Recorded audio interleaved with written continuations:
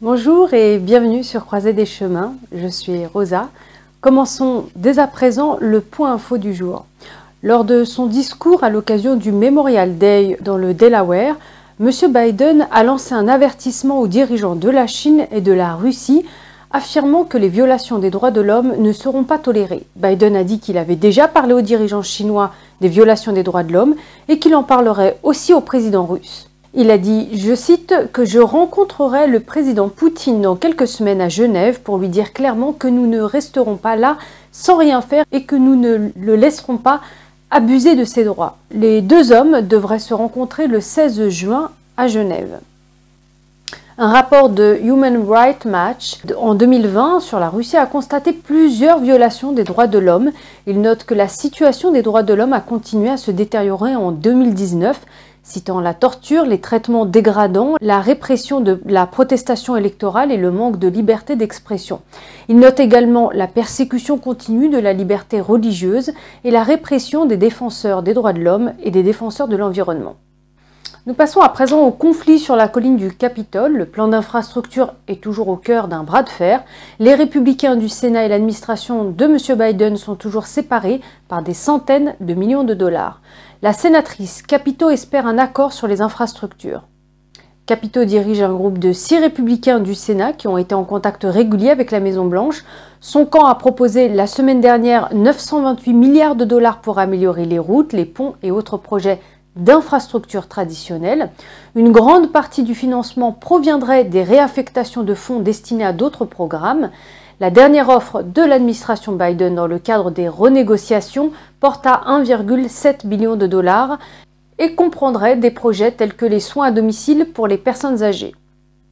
Le secrétaire d'État au transport, Pete Buttigieg, a décrit les négociations à l'émission This Week de la chaîne ABC en déclarant qu'il y a du mouvement dans la bonne direction, mais beaucoup d'inquiétudes. L'un des nombreux points d'achoppement est que la Maison-Blanche veut compenser le coût du plan par de nouveaux impôts sur les riches et les entreprises. Lorsqu'on lui a demandé s'il était possible de revenir sur certaines réductions d'impôts adoptées sous l'administration Trump, Madame Capito a répondu qu'elle n'allait pas voter pour les annuler.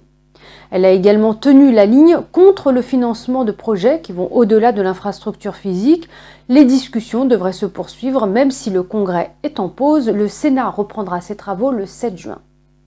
Et nous passons à présent à l'énorme projet de réforme HR1 ou For the People Act. Le chef de la majorité au Sénat, Chuck Schumer, le fait avancer. Dans un mémo, il a indiqué à ses collègues démocrates qu'il voterait sur un projet de loi le mois prochain, à la fin du mois de juin. Le projet de loi a été adopté en mars par la Chambre des représentants, contrôlée par les démocrates, et attend maintenant d'être adopté par le Sénat. Pour rappel, qu'est-ce que HR1 ? Alors, ce projet de réforme électorale de près de 800 pages vise à imposer des exigences à l'échelle nationale en matière de procédure de vote, telles que l'inscription automatique des électeurs et la légalisation du vote par correspondance dans tout le pays, sans qu'il soit nécessaire de fournir une pièce d'identité avec photo pour obtenir un bulletin de vote par correspondance. Les 800 pages du projet de loi peuvent être résumées en 3 parties principales, le droit de vote, le financement des campagnes électorales et l'éthique. Les démocrates le présentent comme pro-démocratique et anti-corruption et l'ont surnommé For the People Act. Schumer la qualifie de législation essentielle à la défense de notre démocratie, à la réduction de l'influence de l'argent noir et des puissants intérêts spéciaux et à l'arrêt de la vague des suppressions des électeurs par les républicains dans les États du pays.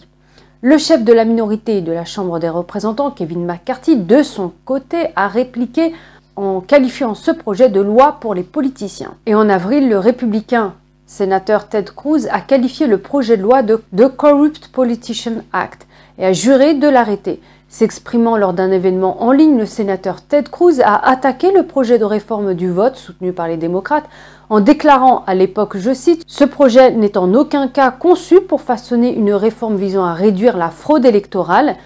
En fait, il est conçu explicitement pour augmenter la fraude électorale. Il n'est pas non plus conçu pour augmenter la participation de quelque manière que ce soit conformément à la loi. Il est conçu pour vous enlever votre droit de vote. » En effet, il affirme que le projet de loi met le gouvernement fédéral en charge des élections et abroge la plupart des lois sur l'intégrité des États. Il dit qu'il rend obligatoire la collecte des bulletins de vote et permet à des millions d'étrangers en situation irrégulière de voter. Il a dit, je cite, « C'est une tentative corrompue de s'emparer du pouvoir du gouvernement fédéral. Donc, je crois, poursuit-il, que l'arrêt est un objectif absolu si nous voulons maintenir des élections libres et démocratiques dans notre pays. » Les démocrates, quant à eux, soutiennent bien évidemment largement la législation. La sénatrice Amy Klobuchar, démocrate, a déclaré lors d'une audience de la Commission des règles du Sénat le 11 mai, je cite, « La liberté de vote est fondamentale pour toutes nos libertés, c'est ainsi que les Américains contrôlent le gouvernement et demandent des comptes à leurs élus. » Elle ajoute, le For the People Act vise à établir des normes nationales de base pour garantir que tous les Américains puissent voter en toute sécurité de la manière qui leur convient le mieux, quel que soit l'État ou le code postal dans lequel ils vivent. La loi pour le peuple vise à réduire le pouvoir des grandes fortunes dans nos élections en mettant fin à des dépenses secrètes des milliardaires et des intérêts spéciaux. Et de son côté, le chef de la minorité sénatoriale Mitch McConnell a également fait allusion à HR1. Il a déclaré que les démocrates de Washington veulent faire passer un projet de loi radical qui leur permettrait de réécrire les lois électorales des 50 États et transformer la Commission électorale fédérale en un organe partisan dirigé par les démocrates, ajoutant que cette prise de pouvoir est impossible à défendre. Aussi, la gauche veut-elle détourner le débat? Au lieu de gagner le débat, elle veut le faire taire en intimidant les citoyens et les États entiers pour les soumettre.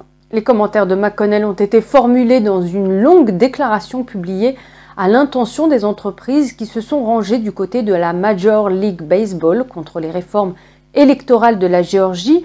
Plus de 200 entreprises ont publié une déclaration commune signalant leur opposition au projet de loi sur la réforme électorale. M. McConnell a publié une déclaration lundi demandant aux entreprises qui soutiennent la Ligue de ne pas utiliser le chantage économique pour répandre la désinformation. M. McConnell soutient que l'opposition au projet de loi de la réforme électorale adopté en Géorgie était un moyen de renforcer le soutien aux efforts des démocrates pour réformer les lois électorales, citant des données selon lesquelles plus de 70% des Américains, y compris une majorité des démocrates, sont favorables à l'identification des électeurs.